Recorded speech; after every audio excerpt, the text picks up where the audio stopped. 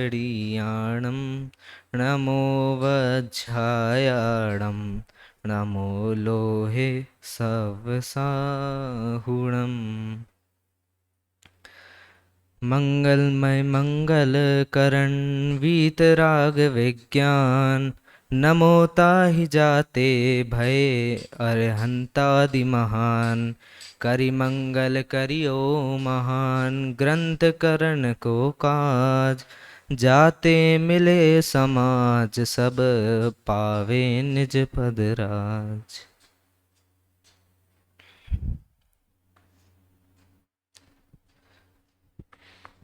विगत दिनों से हमारा 6 डाला विषय पर प्रवचन चल रहा है, जिसमें पहली डाल से हमने प्रारंभ किया है। पहली डाल में सामान्यतः 4 गतियों के दुख का वर्णन है, तो वहीं से प्रारंभ, मूलतः प्रारंभ ढाल का वहीं से होता है, जहाँ से तिर्यंच आदि के दुखों का वर्णन होता है और फिर जाके नरक गति के दुख का वर्णन होता है।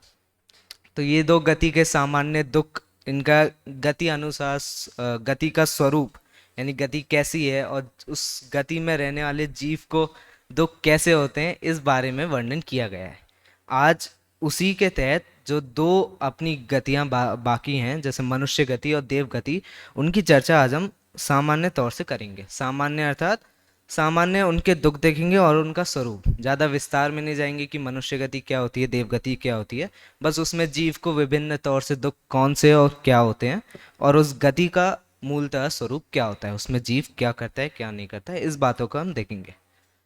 हम चालू करेंगे सर्वप्रथम मोक्ष मार्ग प्रकाशक से, टोडरमल जी द्वारा रचित मोक्ष मार्ग प्रकाशक। इसमें तीसरे अधिकार में हम देखेंगे यहाँ से सर्वप्रथम मनुष्य गति का दुख। नरक गति के दुख ने हमने देखा था, जीव बार बार मरता रहता है, अन्य जीव मारते हैं, देव आते हैं, देव उसको मारते हैं या भिड़ाते हैं, असुर भिड़ावे दुष्ट प्रचंड, ये सब चीज़ें देव गति में होती रहती हैं। तो उसमें ही मनुष्य गति के दुखों में क्या आता है, अगर देव गति नरक गति से जब जीव मरता है तो मनुष्य गति में आता है, तो कौन से ऐसे दुख उसको भोगने पड़ते हैं। तो मनुष्य गति के दुख जो होते हैं वो सर्वप्रथम गर्भ से ही चालू हो जाते हैं। कैसे चालू होते हैं, तो यहाँ लिखा है इसमें कि गर्भ का दुख बहुत है, संकुचित रूप से औंधे मुंह शुदा तृष्णा सहित वहां काल पूर्ण करता है। मतलब गर्भ में दुख बहुत है, ये तो पहले ही बता दिए कि अनेक दुख गर्भ में जीव को सर्वप्रथम ही भोगने पड़ते हैं। जैसे ही जन्मा वैसे ही दुख उसके चालू। कैसे, तो पहले संकुचित रूप से रहता है। संकुचित कैसे, सब चीज दबी हुई, कोई ज्यादा जगह रहती नहीं है गर्भ में, तो जो जीव वहां जन्म लेता है वो ऑलरेडी संकुचित यानी एकदम दबा हुआ रहता है। इसका अगर आपको एकदम ऐसे समझना हो तो जैसे मान लीजिए आप कहीं बस में जा रहे हैं, और बस में जैसे यहाँ से हम कॉलेज जा रहे हैं, तो कॉलेज जाते वक्त बस में जब एक दूसरे से दब के खड़ा रहना पड़ता है, तो उसमें जिस प्रकार का हमें दुख होता है वो ज़्यादा हमें तो नहीं होता, लेकिन वही प्रकार जो अपन को 5-10 मिनट का वहाँ दुख सहन हो रहा है, वो उसी जीव को या हमें आपको 9 महीने के लिए गर्भ में ही सहन करना चालू कर देना होता है। और उसका कोई ऑप्शन नहीं होता। ऐसा नहीं है कि थोड़ा हाथ पैर फैला लिए तो जगह बन गई, ऐसा कोई ऑप्शन नहीं रहता। सहन करना है, चालू हो गया तो करना है। संकुचित रूप से औंधे मुंह यानी उल्टा रहना, पूरा शरीर एक रूप से उल्टा रहता है। और शुदा तृष्णा सहित वहां काल पूर्ण करता है। शुदा तृष्णा भूख प्यास सहित, अपन जब बालक होता है तो उसको भूख प्यास जब लगती है तब भी उस सहित उसको दुख सहन करने पड़ते हैं। अच्छा, भूख प्यास में क्या दुख, भूख हो रही है तो खाना खा लो तो भूख का दुख चले जाएगा, प्यास लग रही है तो पानी पी लो, ये ऑप्शन तो हमारे पास रहता है।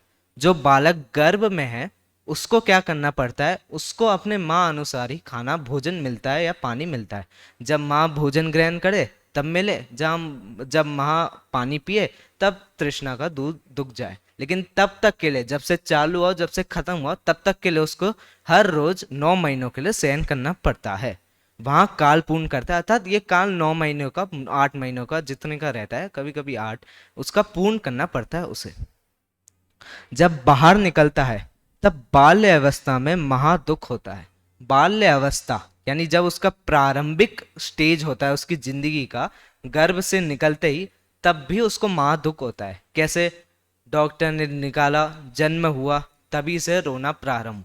हम मानते हैं किस रोने को, एक जीवन का एक साइन कि ये बच्चा अभी जीवित है, इसका वो साइन क्या है कि वो बच्चा अभी रो रहा है, लेकिन उस बच्चे को तो अभी हाल फिलहाल दुख हो रहा है। इतने अंधकार में भी रहने के बाद जब 9 महीनों के बाद सडनली रोशनी पड़े, हवा लगे, सब चीजें एक साथ महसूस होए, तब जो दुख होता है वो बालक को, उसका वर्णन यहाँ किया कि निकलते ही तब बाल्य अवस्था में महादुख होता है। कोई कहते हैं कि बाल्य अवस्था में दुख थोड़ा है, सो ऐसा नहीं है। कुछ लोगों का कहना है चलो जन्म तो हुआ, संकुचित था, अब संकुचित नहीं है, हाथ पैर फैला सकता है, क्षुधा तृष्णा का दुख नहीं होगा। क्यों? जब भूख होगी तब रोएगा, तब खाना मिल जाएगा, प्यास हुई तब पिएगा, तब खाना मिल जाएगा। तो ऐसा भी नहीं है, ऐसी मान्यता नहीं है।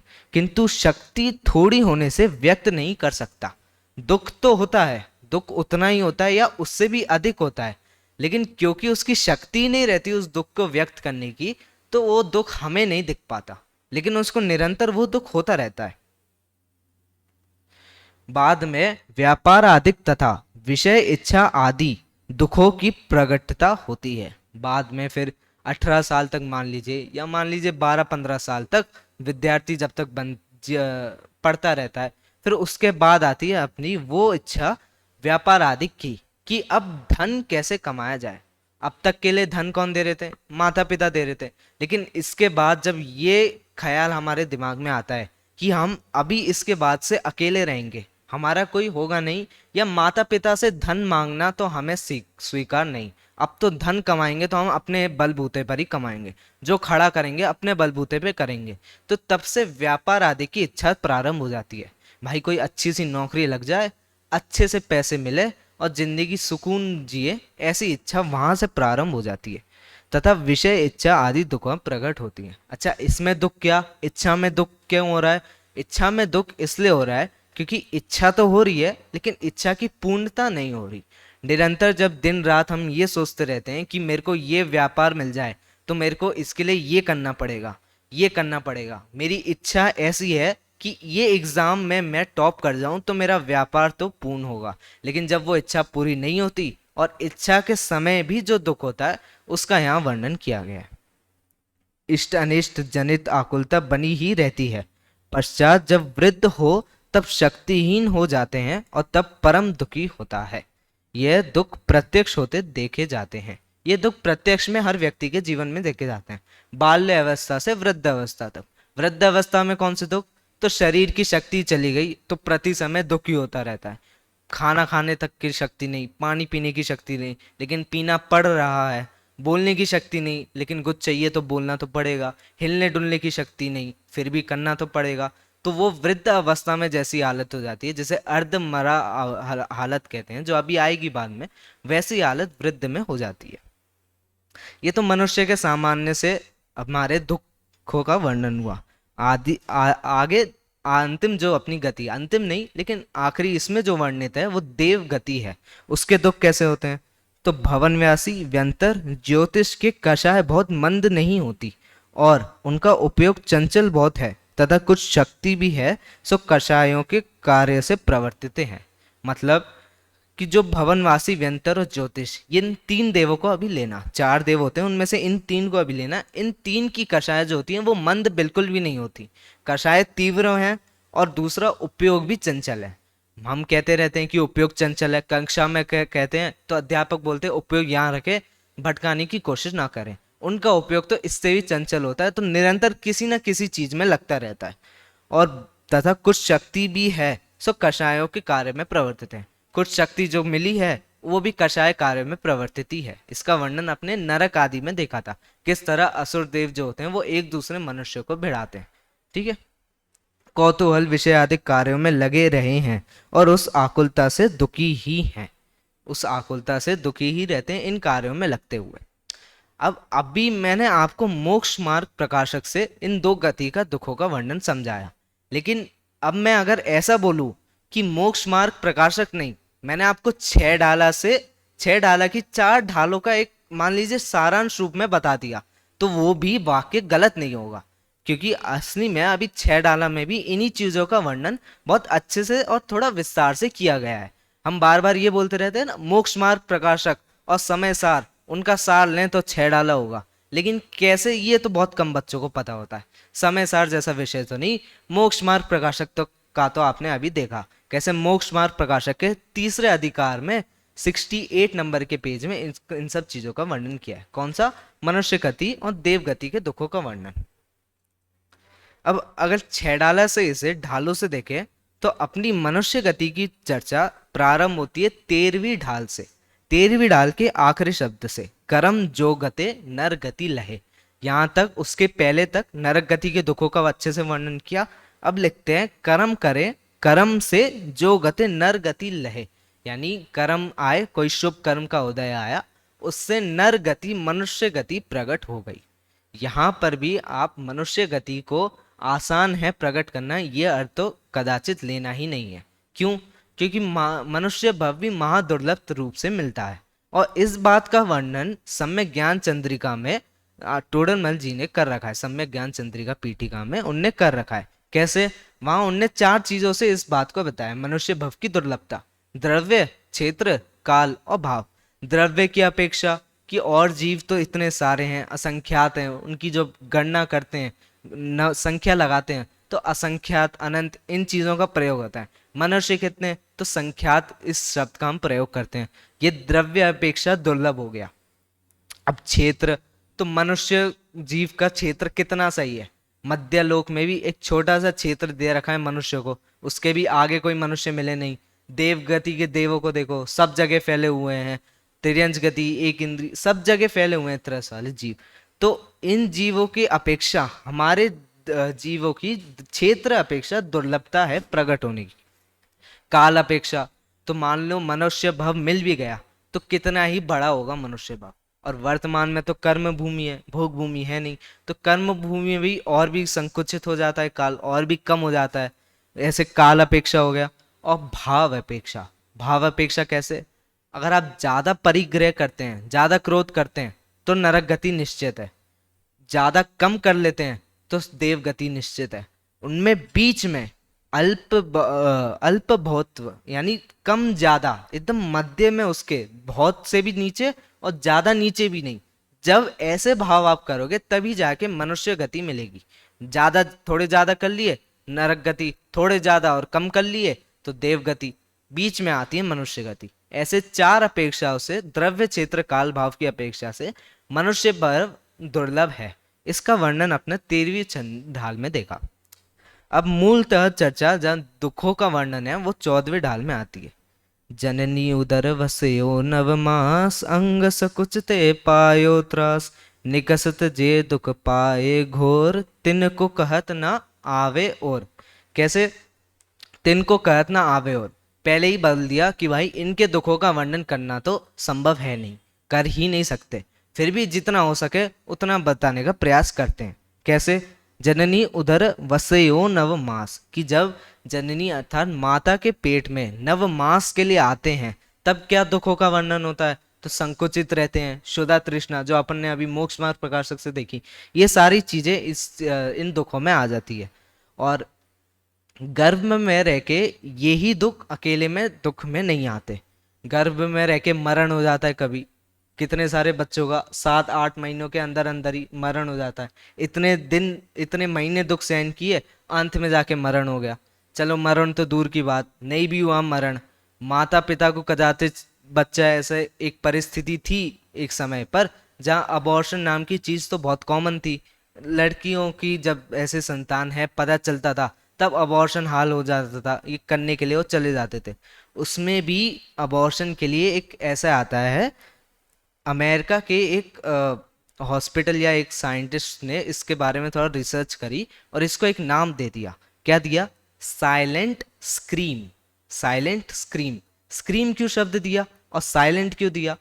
बच्चे को जब अबॉर्शन करने जाते हैं तो सबसे पहले एक सुई लगाते हैं जिससे उसको ज्यादा दुख महसूस ना हो, लेकिन सुई लगाते वक्त दुख तो होता है। तो साइलेंट, चिल्ला सकता नहीं है बच्चा, अंदर रह के चिल्लाएगा नहीं, तो साइलेंट वहां से आया गया। स्क्रीम, तो स्क्रीम के लिए वो अपना मुंह खोलता है लेकिन आवाज नहीं निकल पाती, ये मुंह खोलते हुए दिखाई दिया है। एक्सरे के वक्त या कहीं पर भी इस बात का वर्णन किया गया है कि वो स्क्रीम रहती है, मुंह खोलने की, खोलता है चिल्लाने के लिए लेकिन चिल्ला नहीं पाता। सोचिए ऐसी अवस्था में भी फिर उसके तत्क्षण बाद उसका अबॉर्शन हो जाता है। फिर अब आप हिस्ट्री इतिहास में जाएंगे तो वो कैसे करते थे, उन चीज़ों का वर्णन तो यहाँ रहते हुए नहीं करें तो ज़्यादा अच्छा है। कुछ पिछले ही दिन ये बात आई थी कि नरक गति के यदि आपने एक दृश्य देख लिया तो आपके साथ फिर पूरी चीज़ें हो सकती हैं, आप रह नहीं पाएंगे। तो ये इससे ज़्यादा पहले तो ये कह सकते हैं कि आपने मनुष्य भव की दुखों को एक बार देख लिया, प्रत्यक्ष रूप से आपके सामने इन दुखों का वर्णन कर लिया, तो ये आपकी ज़िंदगी खराब हो जाएगी। अगर आप किसी चूहे को ही रास्ते पे देख ले जिसकी अंग यहाँ वहाँ है, पूरा शरीर ही खुला हुआ है, तो उस दिन खाना नहीं खा पाते। कोई भी व्यक्ति हो कैसा भी हो, उसका पूरा उस दिन ही खराब हो जाता है। वो इतना सा छोटा दृश्य देख ले तो पूरे मनुष्य भव को देखे तो क्या क्या हो जाए उसके साथ। और हम पहुंच गए कहाँ, नरक गति पे, कि नरक गति के दुख देखेंगे। ऐसा तो नहीं होगा। अंग सचुते सकुचते पायुत्रास, अंग सकुचते हैं तो दर्द होता है। निकसत जे दुख पाए खोर, निकलते समय भी भयंकर दुख होता है। इसका भी हमने वर्णन किया कि जब बच्चा निकलता है गर्भ से तब उसको कौन कौन से दुख सहने करते हैं। और तिनको कहत ना आवे और अंत में कह, दुखों का कहने से अंत नहीं आ सकता। मतलब इतने सारे दुख हैं, कहते जाएं तो भी खत्म ना हो। फिर आता है दौलत राम जी के अनुसार एक मनुष्य जीवन कितने भागों में विभाजित हो सकता है। उनने मुख्यतः 3 भागों में इसको विभाजित किया। कैसे? एक तो बाल्य अवस्था, सबसे छोटी अवस्था, और उसके बाद आती है बीच की अवस्था, अपनी युवा अवस्था, और फिर आती है वृद्ध अवस्था। ये 3 अवस्था हो गई। इसके लिए अगली ढाल लिखी 15वीं, बालपने में ज्ञान न लयो, तरुण समय तरुणी रत रयो, अर्ध मृत सम बुढ़ापनो, कैसे रूप लखे आपनो। ध्यान दीजिएगा, बालपने में ज्ञान ना लयो, बाल्य अवस्था में ज्ञान नहीं होता। कौन सी अवस्था में? सबसे छोटा जब व्यक्ति जीव होता है तब उसको ज्ञान नहीं होता। अच्छा, यहाँ कौन सा ज्ञान? 6 ऑप्शन वाला ज्ञान, वो तो हर कोई जीव में पाया जाता है, उसके भव अनुसार उसने जितना ज्ञान आवरण हो, उस ज्ञान की यहाँ बात ना करते हुए ये बोला है कि जो बाल्य अवस्था में जीव होता है वो अविवेकी होता है, उसमें समझ नहीं होती। कैसे? आप अभी भी प्रत्यक्ष में देखें, कोई भी बच्चा हो उसको क्या करना है, कहीं आपने कुछ एक ऐसा खिलौना दिखाया जो थोड़ा रंग बिरंगा हुआ और थोड़ा आवाज करता हुआ, थोड़ा उसको हिलाया और अचानक से बच्चा आकर्षित हो जाता है। हर दूसरे समय ये देखा जा सकता है कि एक बच्चे को किडनैप करने के कौन से प्रसिद्ध तरीके हैं। तो कोई एक व्यक्ति आता है, गाड़ी में बैठ के उसको बोलता है ये रही चॉकलेट, इसको खाओ। अब बच्चा वहां ये नहीं सोचता कि इस चॉकलेट को खाने से मेरा क्या होगा, या जो व्यक्ति मेरे को ये दे रहा है चॉकलेट वो मेरा हित सोच रहा है कि अहित। तो वो इस दृष्टि से उस चीज को नहीं देख पाता।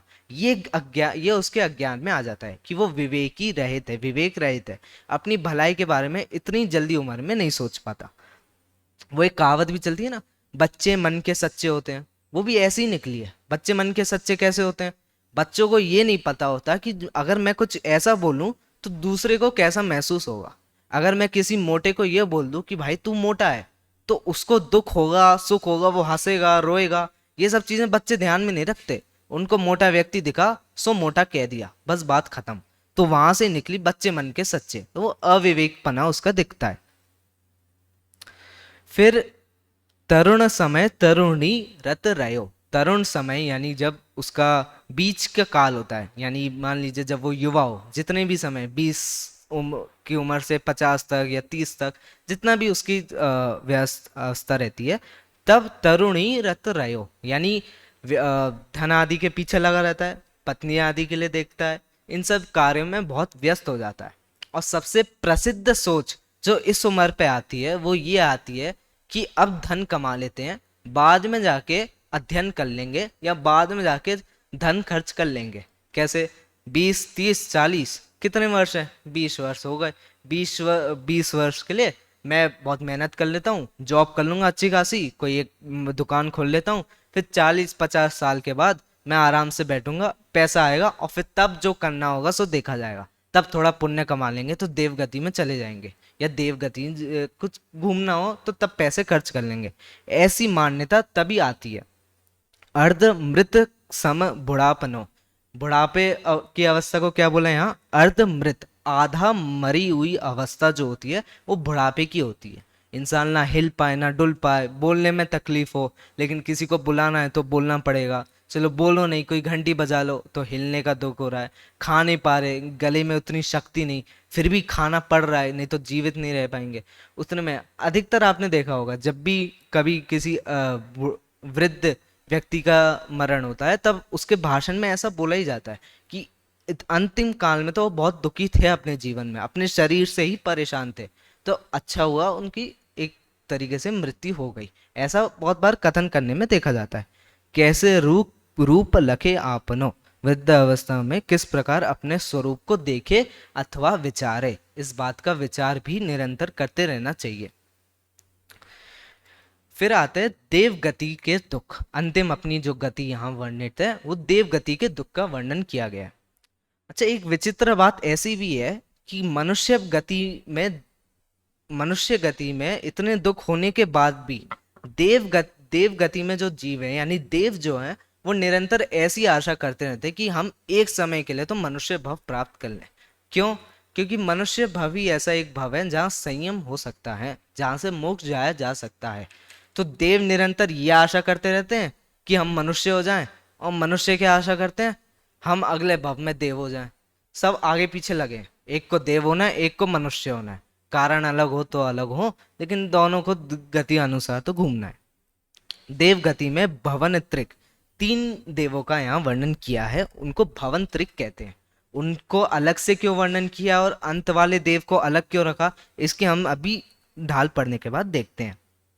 कभी अकाम निर्जरा करे, भवन त्रिक में सुरतन धरे, विषय चाह दवानल धयो, मरत विलाप करत दुख सयो।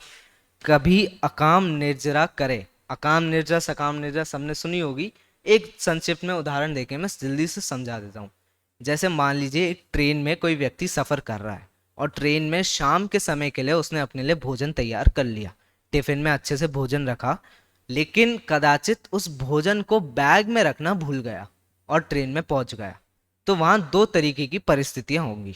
एक एक ऐसा व्यक्ति जिस खोजने के बाद जिसको भोजन ना मिले तो पागल हो जाए, आस पास देखे, फोन लगाए, पहले तो घर पे फोन लगाए ये गुस्सा करने की यार भोजन किसने रखा किसने नहीं रखा, और फिर स्टेशन देखे, भाई कौन सा स्टेशन जिसपे मैं रुक के भोजन कर सकता हूँ, या फिर आसपास आने वाले उनको देखे कि इनसे कुछ खरीद के ही खा लेता हूँ जिससे भूख शांत हो। ऐसे होता रहे, ऐसे करते रहे, इच्छा उसकी है कि कुछ खाए, भूख लगे, वो एक परिस्थिति है।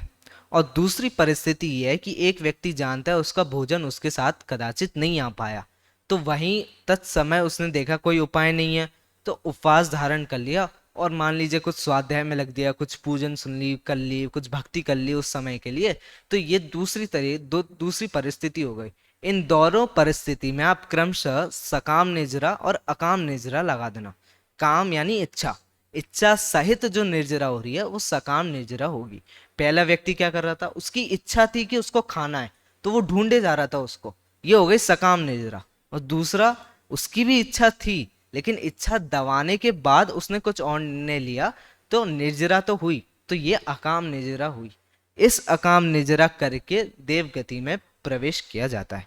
तो कभी मान लीजिए मनुष्य पर्याय में इसने अकाम निर्जरा कदाचित कर ली, तब उसको भवन त्रिक में सुर तन धरे, भवन त्रिक में 3 ये देवों में बन गया। कौन से 3 देव, तो अपने भवन व्यासी, व्यंतर और ज्योतिष, इन 3 देवों में बन गया। ये 3 देव विशेष क्यों, इसकी आगे जब विमानवासी देव की चर्चा करेंगे तब थोड़ा कंपेयर करके हम देखेंगे। विषय चाह दावा नल दयो, विषय चाह में तब भी व्यस्त रहा, विषय चाहता रहा और चीजें मिल जाएं। इस देव में नहीं तो थोड़ा ऊपर वाली पद पे होता तो और धन मिल जाता। अधिकतर ये सुनने मिलता है ना कि देव जो होते हैं वो अपने ऊपर, जो ऊपर के स्वर्ग वाले देव होते हैं, उनको देख के उनको थोड़ी कहते हैं दुख होता है कि यार इनके पास वैभव ज्यादा है, मेरे पास कम है। ये वाक्य कदाचित गलत भी है। क्यों? क्योंकि देव अपने से ऊपर स्वर्ग वाले देवों को तो देख नहीं पाते, वो अपने आसपास के देवों को देखते हैं, और तब जाके उनको दुख होता है कि मेरे आसपास के देवों को देख, इसके पास ज्यादा है, इसके पास मुझसे कम है तो सुख, इसके पास ज्यादा है तो दुख, इसके पास मुझसे ज्यादा है, ऐसा दुख होता रहता है निरंतर। मरत विलाप करत दुख सयो, फिर जो प्रसिद्ध उदाहरण आता है देवों का कि 6 माह पहले उन्हें अपने दुख की तिथि के बारे में पता चल जाता है, या कब मृत्यु होने वाली है इस बारे में उनको पता चल जाता है। तो ये उनको कैसे पता चलता है, तो उनकी जो दृष्टि होती है वो कम होती जाती है, तो उस तरीके से उनको पता चल जाता है कि हाँ अब मृत्यु निकट है, आने वाली है। तब भी 6 माह के लिए, जब तक मृत्यु आए ना आए, जब तक के लिए वो दुख में ही रहता है, रोते रहते हैं कि यार मृत्यु होने वाली है, जितनी चीजें अभी तक आई हैं सब जाने वाली हैं। अभी अपना अंतिम जो है देवगति में वैमानिक देव के लिए अंतिम बताया। जो विमान वासी हूता है, सम्यक दर्शन बिन दुख पाए, तहत चाहे था वर्तन धरे, यो परिवर्तन पूरे करें। जो विमान वासी हूता है, या जो वैमानिक देव हुए। वैमानिक देव को अलग क्यों? वैमानिक देव वो होते हैं जिनकी इन 3 देवों की तुलना से अधिक धन, अधिक पत्नियां, अधिक ऐश्वर्य, इनकी आयु भी लंबी होती है, इनकी अवधि ज्ञान की शक्ति भी ज्यादा होती है। इन 3 देवों के कंपैरिजन में ये 3 जो देव है इनकी कम रहती है, और ये सब जगह भी पाए जाते हैं। वैमानिक जो देव होते हैं इनकी ये चीजें अधिक होती हैं, इसलिए इनको अलग लिया। अच्छा, वैमानिक देव को दुख नहीं होते? क्यों नहीं? वैमानिक देव को दुख कैसे होते हैं, यहाँ सम्यक दर्शन के बिना बताया कि उनको सम्यक दर्शन नहीं होता, इसलिए दुख होते हैं। यहाँ से आप एक और तथ्य निकाल सकते हैं कि वैमानिक देव के पास अधिक धन होने के बाद भी, अधिक पत्नियां होने के बाद भी, और अधिक ज्ञान होने के बाद भी, तब भी जब सम्यक दर्शन नहीं होता तो सम्यक दर्शन बिना उसको दुख ही मिलता रहता है। यहाँ एक तरीके से सम्यक दर्शन की महिमा भी निकाली जा सकती है। तहते चय थावर्तन धने, यो परिवर्तन पूरे करे, कि स्थावर जीव का शरीर धारण किया मृत्यु करने के बाद। अच्छा, पहली ढाल में जो चीजें वर्णन किया था ना, वो वैमानिक देवों पे भी लग जाएगा। मरण काल का, उससे दूसरे देवों को देख के दुख होना, ये सब चीजें वैमानिक देव पर भी लग जाएंगी। वैमानिक देव फिर मरण करता है और पूरा अपना परिवर्तन फिर से चालू करता है, फिर से वो गति में जाता है, तिर्यंच गति। फिर इस क्रम से नहीं जाता, लेकिन गति में तो रहता है, घूमता रहता है, परिभ्रमण करते रहता है। ये अपना एक ढाल का पूरा सार रूप हो चुका। एक ढाल में उनने 4 गतियों के दुख के बारे में कैसे वर्णन किया, और चारों गतियों में सुख कैसे हो, तो सम्यक दर्शन सहित ही सुख हो, ऐसा वर्णन किया। कि सम्यक दर्शन नहीं है तब चारों गतियों में कितना भी धन हो, दुख तो रहता ही है। और फिर सम्यक दर्शन का वर्णन अब क्यों किया, सम्यक दर्शन यहाँ कहाँ से आ गया, तो आगे उनको जो दूसरी ढाल है उसमें वर्णन करना है ग्रहित और अग्रहित मिथ्यात्व, तद मिथ्यात्व के बारे में वर्णन करना है। तो जिसको ऐसी रुचि हो कि चलो संसार में सुख कहाँ, तो सम्यक दर्शन से वो बता दिया। लेकिन पहले मिथ्यात्व, क्योंकि जिस चीज से जीव पीड़ित है मिथ्यात्व से, उसका वर्णन दूसरी ढाल में किया। फिर आगे जाके तीसरी चौथी ढाल में सम्यक दर्शन का वर्णन प्रारंभ करते हैं, और वहां से सम्यक दर्शन का स्वरूप बताएंगे।